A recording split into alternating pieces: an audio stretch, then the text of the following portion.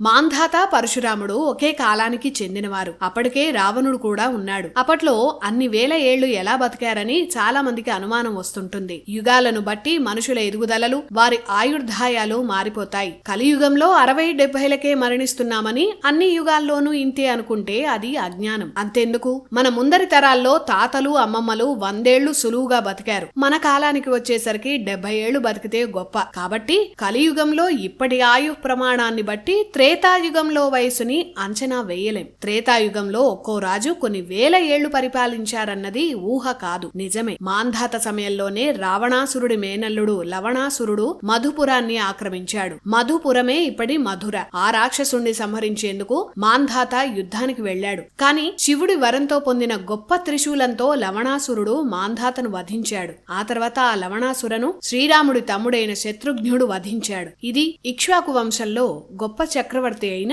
మాంధాత చరిత్ర. వినీ టాయ్స్ అమెజాన్లో కూడా లభ్యం.